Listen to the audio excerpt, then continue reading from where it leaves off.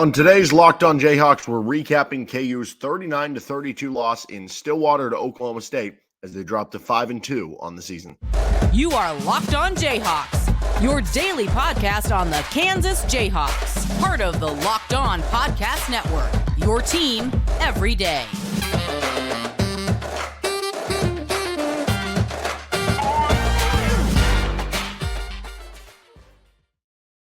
I'm Derek Johnson. You can hear me as well Monday through Friday from 3 to 6 p.m. on KLWN in Lawrence with Rock Chalk Sports Talk. Thanks for making Locked On Jayhawks your first listen every day, free and available wherever you get any of your podcasts.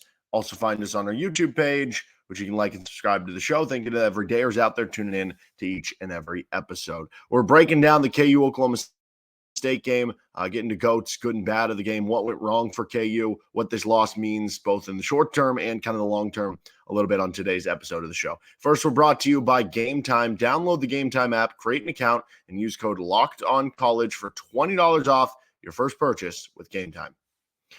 All right, so KU falls 39-32. It was kind of a crappy way to go into a bye week. Long term, I think you're okay. But I think this game was very telling to me. I kind of said coming in, if KU wins this game, 6-1 going into the bye, it feels like to me you are that type of team that's, I don't know, maybe going to win 9 games. At the very least, you would think 8.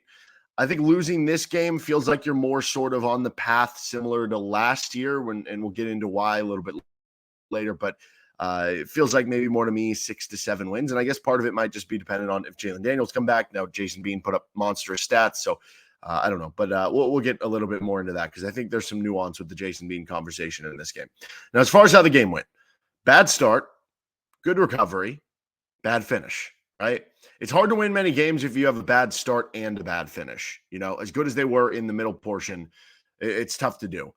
You fall down 14-0. Oklahoma State comes out swinging with some offensive plays that are, you know, kind of razzle-dazzle to get the defense off guard. And early on, you're down 14-0. KU responds well in the middle portion and eventually takes a 25-24 halftime lead. You score, you go up 32-24.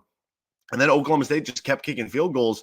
And every one, I was like, oh, I think this is actually a good thing for KU that they're kicking the field goal and they're not going for this fourth down. Well, turns out it actually Mike Gundy knew he just needed to whittle his way away with field goals because KU just stopped scoring after they got to 32 points. So it was kind of the sandwich where you basically had the greatest meat in the world, greatest meat and cheese and condiments, everything. But then the bread on the outside was moldy and stale. That's what that game was for KU. The start and the finish were the moldy bread, and the interior was the great meat and cheese and whatever other condiments you're putting on your sandwich. In the end, he gave up over 550 yards on defense to an Oklahoma State offense that came in as one of the bottom half offenses in the Big 12. Now, obviously, Oklahoma State has figured some things out. I think they're a much better offense than maybe the overall stats show. Ollie Gordon, after having like 90 combined rushing yards his first 3 games, had over 200 over the last 2 games coming in, and he was awesome. And Alan Bowman started to settle in more at quarterback, even though he, you know, threw some shaky passes that you weren't able to take advantage of. But you just let Ollie Gordon run ruck shot on you, and you only averaged 3.1 yards per carry. You gave up 550 to an offense that, even if they are better from where they were, is not a great offense overall. You had some things go against you, like the bad offsides call, which, yes, that was a terrible call. You also did a lot of things to shoot yourself in the foot, though. You were -2 in the turnover department. You're not going to win those games very often in the Big 12. You're not going to win those games very often when they're in the Big 12 on the road. I think I said going in on Friday, we had one of our matchups or keys to the game was turnovers, which we don't normally do because that's almost just like a given that you can't like get destroyed in the turnover battle if you want to win a lot of games. But it was extra prevalent in this game because I felt like Kansas, and honestly, I still kind of do. I feel like Kansas is kind of the better team between these two. I think it's close, but I think on like a neutral field, I'm probably taking Kansas here, and that it was going to take some bad turnovers. But Oklahoma State is an opportunistic team. They were +3 in turnovers against Kansas State, and that's what won them the game. They were +2 in turnovers against Kansas, and that's probably what won them the game, right? You have the one interception right around the goal line. Otherwise, you maybe score there. And then you have the other interception on the drive when you're trying to, come from behind and Or I guess I think at that point it was they were in front. I don't even remember the tip ball from Jason Bean. But we kind of talked about that coming in on Friday, that, I even thought Kansas would have a good chance to win if they were -1 in turnovers. And that might have bore itself out. Like, if you were only -1 in turnovers, you might have won that game. So I think short term, it's kind of a gross loss in the standpoint of, like, it's not one that you expected to lose in how the game was going. You're up 32-24. And the way that it came apart was just a horrid feeling to have, that after the game, you're sitting there and in your mind thinking of all these ways, like, oh, but they could have done this, and that better. And they could have done, X, Y, and Z. And if that didn't happen, they would have won the game. And from those standpoints, those games are so incredibly frustrating, because you look back at the end of the season too, and let's say they finish 7-5, you're going to be like, oh, they could have so easily been 8-4. And maybe they would have been in this bowl game instead of that bowl game, right? Like, it's so easy with games like that to feel frustrated afterwards. I do think from a long-term standpoint, if you would have said, I don't know, 5-2 going into the bye week, that's not the worst thing in the world.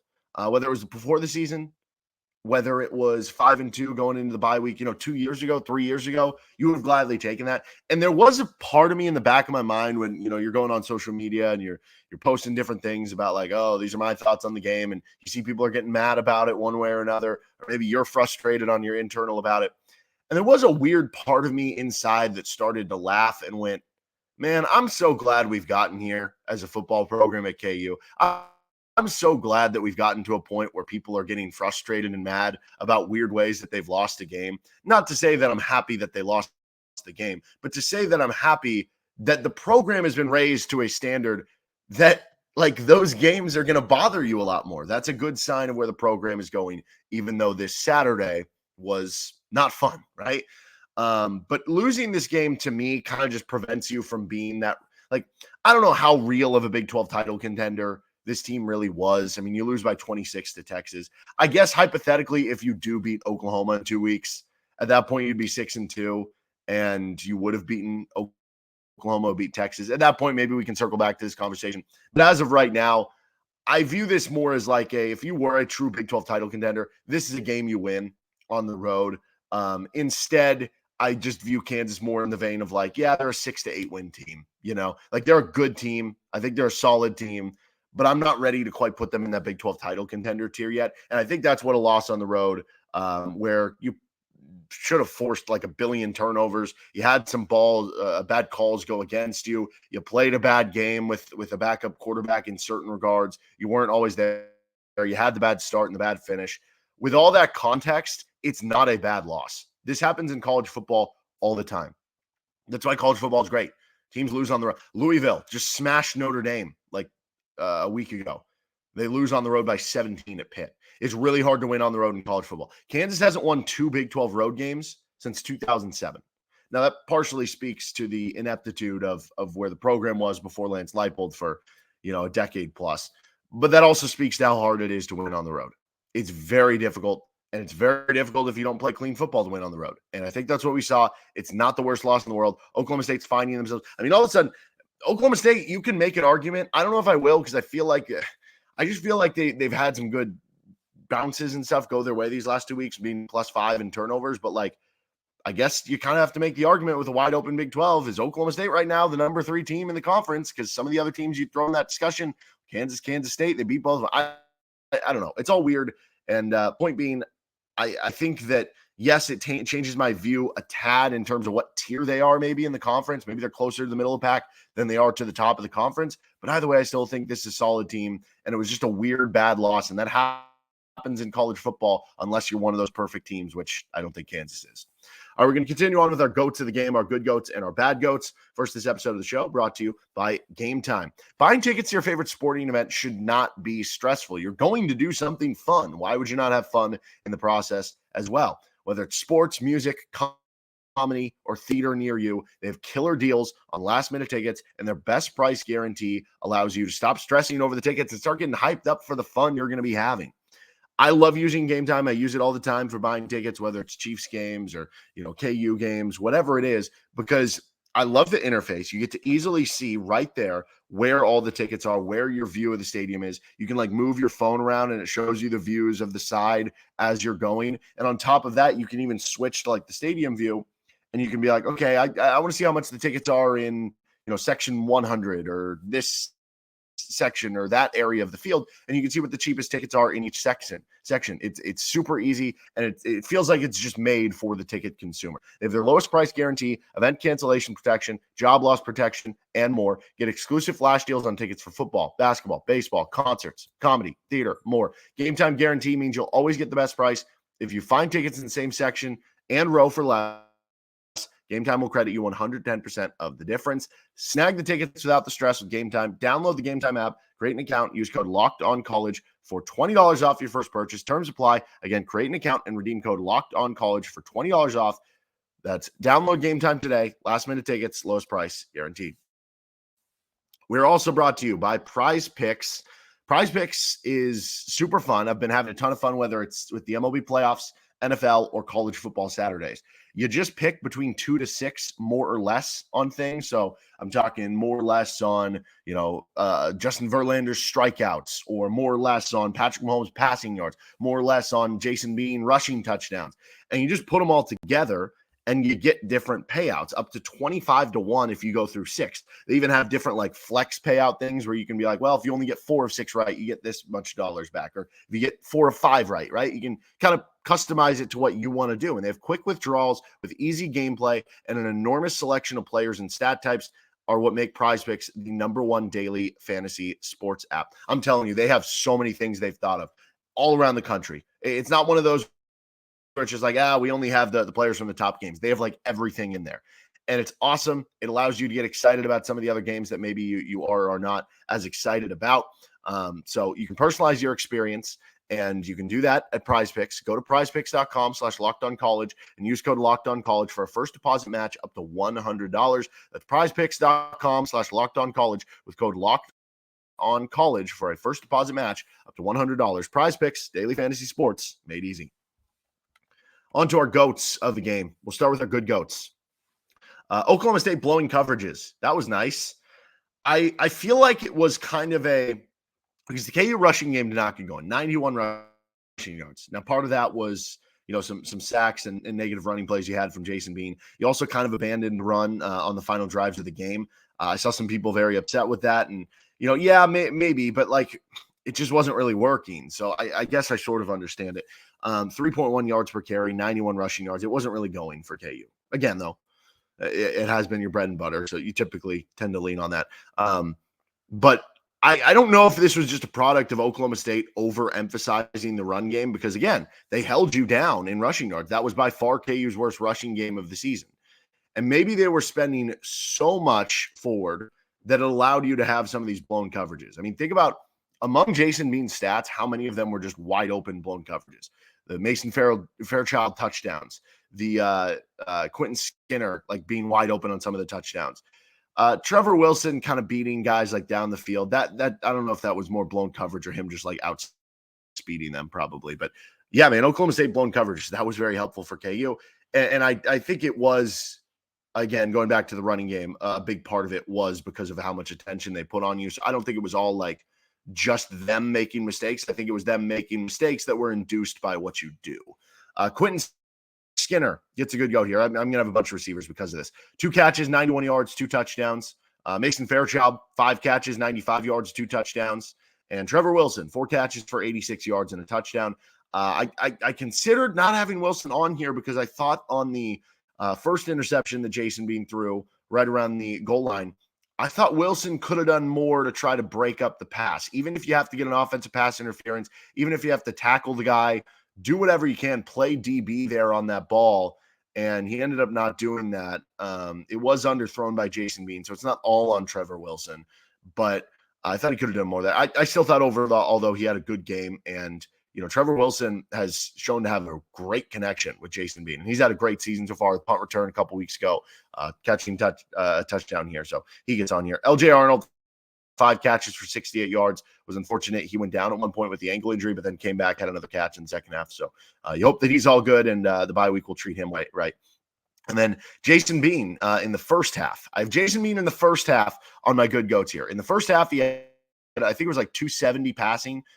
He had 4 touchdowns, no interceptions. He was playing an electric game. He helped Kansas put up 25 points in the first half. Jason Bean in the first half gets a good goat here.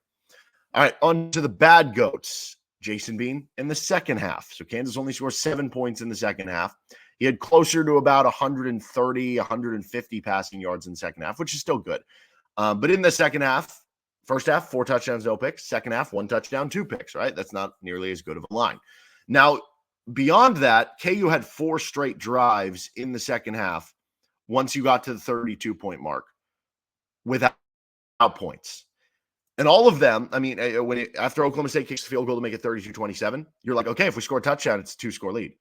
Okay, you don't. Then they go down, they kick a field goal. It's like, oh, it's 32-30. If we score a touchdown, make the PAT, again, we have a chance to make it a 2-score lead.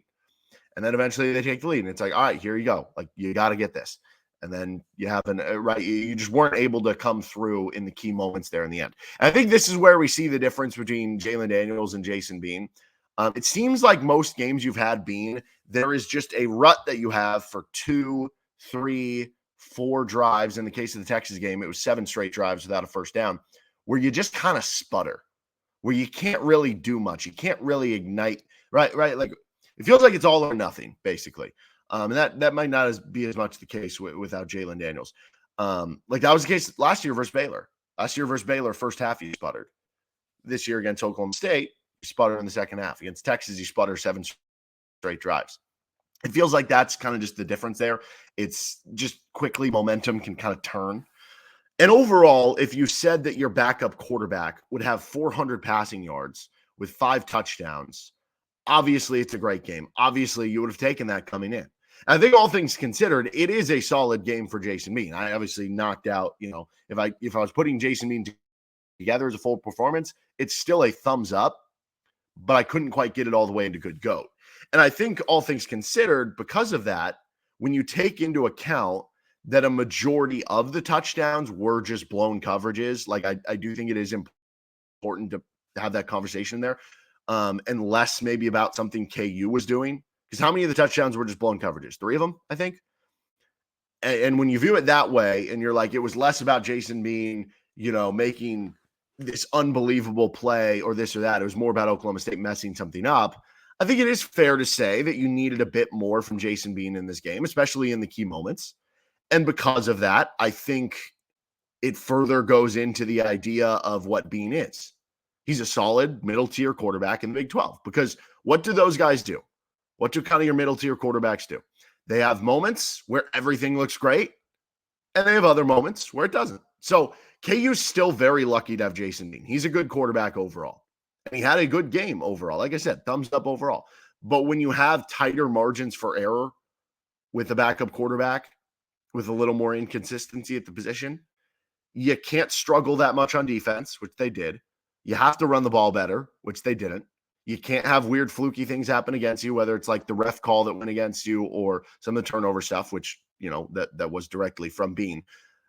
It just wasn't a clean enough overall performance, not a physical enough overall performance. And even through that all, you almost won on the road, but in the end, not enough. Clock management gets a bad goat here. I thought maybe this goes back with Bean. So if you remember, KU had a 4th and 1 on the drive where they really needed it after a 9-yard pickup by Devin Neal.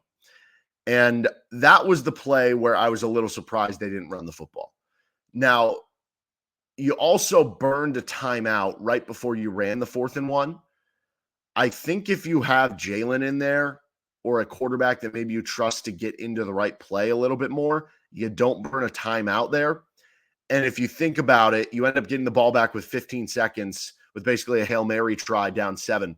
If you have that extra time out there before you get stopped on the 4th and 1, you get the ball back with 55 seconds instead of 15 seconds. And instead of it being a scramble drill to get a Hail Mary, it's maybe we do have enough time to at least make something happen here. So, yeah, that was not great. Tackling and overall defense gets a bad goat here. For what it's worth, I think you did see The pass rush struggled a bit in this one, but I think that was more injury related. You missed a ton of tackles, and there were a ton of, like, one play where I think Ollie Gordon, I think it was the drive they ended up taking the lead. Ollie Gordon like jukes, and it literally knocked Rich Miller over without touching him. That was kind of indicative of the day of KU football tackling all day long. But yeah, I mean, everything was not great defensively, whether it was coverage, stopping the run, pass rush. You only ended up with 4 tackles for loss, 1 sack. And like I said, I think KU's pass rush falls into a different category just about injury. Austin Booker playing through injury, Jeremy Robinson playing through injury, Hayden Hatcher being injured, and a bunch of the defensive ends that are playing hurt. I think it limits performance a tad. So good week for the bye week for the defensive end position. The outside option plays, those were not working at all. That gets a bad goat here. That was the first half. It just felt like -2, -4, -7 on a bunch of the plays. Kicking game gets a bad goat here. You cost yourself basically 3 to 4 points from the PAT game. You have the one that was blocked. You have the one with the bad snap. And then because of that, you end up having to go for 2 on one of them, and you don't get it. So realistically, that's possibly 3 points, maybe 4, that you cost yourself in a game where it was very tight on the road. You can't do that. Also, turnover luck and near turnovers gets a bad goat here. Oklahoma State's fortunate they didn't turn the ball over. They obviously had the fumbled kick return that they ended up recovering. They had the near pick 6 by Kobe Bryant. I mean, that very much could have been the difference in the game too. And it wasn't just a near pick 6 by Kansas. They ended up getting a field goal on the drive. So that might have been a 10-point swing. And Bowman had like 2 or 3 other dangerous throws that easily could have been intercepted by Kansas, but weren't for whatever reason. Just one of those days where the ball wasn't, going your way. Sometimes that happens with turnovers. Bowman was very fortunate not to have an interception, played a good game overall, but he gave KU a couple chances and they just couldn't take advantage of them. Whereas Oklahoma State did take advantage of the couple of interception chances. Like, honestly, I feel like Bowman threw more interception worthy throws than Jason Bean did, but Oklahoma State took advantage of them more, and Bean ended up with 2 more interceptions, which is pretty crazy. All right, we're going to continue on with what's next. First, this episode of the show is brought to you by Athletic Brewing Company. Your game changer of the week is brought to you by Athletic Brewing Company. Much like, I guess, I don't know. It's always hard when we pick these when they lose the game. But what easily could have been the game changer of the week, I think, was when Mason Fairchild leaked through the defense, because that really got the offense going on the blown coverage there. Athletic Brewing Company has completely changed the non-alcoholic beer game. They make non-alcoholic beer that actually tastes good. It felt like the Bean to Fairchild connection was one that went back to last year and continued on so far this year, and that got Fairchild going. It got the KU offense going. Their brews are great tasting and award-winning, and with Athletic Brewing Company, they beat out full-strength beers in global competitions. They brew over 50 styles of craft non-alcoholic beer, including IPAs, sours, Goldens, and more. You can find Athletic Brewing Company's non-alcoholic brews at a store near you or buy online at athleticbrewing.com. First-time customers can use code LOCKEDON to get 15% off your first online order. That's code LOCKEDON, LOCKEDON, at checkout for 15% off at athleticbrewing.com. Near beer, exclusions, and conditions apply. Athletic Brewing Company, fit for all times. Finishing things up, early look at what's next. Obviously, it's the bye week for KU. You got to get your guys healthy. We talked about the defensive ends, maybe Jalen Daniels. I don't know. I'm not expecting Jalen to be back for the OU game. We'll wait and see. 2 weeks is a long time. Hopefully he is. But at the very least, the bye week can give him a week off to get healthier to whenever that possible target date of him coming back, at least you'd hope, would possibly be. So got to get guys healthy. Jalen, obviously, at the forefront. Defensive ends at the forefront. There's a lot of guys probably playing through injuries that we just don't know about, whether they continue to play well or it's causing them to struggle a little bit. So you hope for a fresh – I mean, last time they had the bye week, I think last year, they came off the bye week and beat Oklahoma State to get bowl eligible. I don't know. They played OU close, but OU looks pretty good. So we'll see. But that gives you extra prep time, too, for Oklahoma. So that's a positive against a team who will run hurry up on offense, and defensively is very multiple and does a lot of crazy things with Brent Venables. So I guess that's a good thing. What sucks, though, is that with what's next, if you lose to Oklahoma now, as a result of losing Saturday to Oklahoma State, now if you lose to Oklahoma, a game that you're going to be expected to lose, you would now be 5-3, which would be the same record you had last year through 8 games, which you certainly, after the 4-0 start for a second straight year, were like, okay, let's just improve on it. Get to 6-2, get one win better. Then again, I guess if you compare, you could say, well, last year, the second set of 4 didn't include Oklahoma and Texas in that set of 4. But it is what it is. So, yeah, you would have hoped for some improvement. Maybe you can still get it if you beat Oklahoma, but I don't know. Doesn't seem ultimately likely at this point. That'll do it for this episode of Locked On Jayhawks. We'll have some more KU football talk throughout the week. We'll get to some KU basketball talk. Big 12 Media Days is later this week for that. It'll be a bit of a different week because we have the bye week. I'm also going to be out of town this weekend, so that might change some things up. But you can find our show anywhere you get any of your podcasts. You can also like and subscribe to us on our YouTube page. Have a great rest of your day. We'll see you next time with Locked On Jayhawks.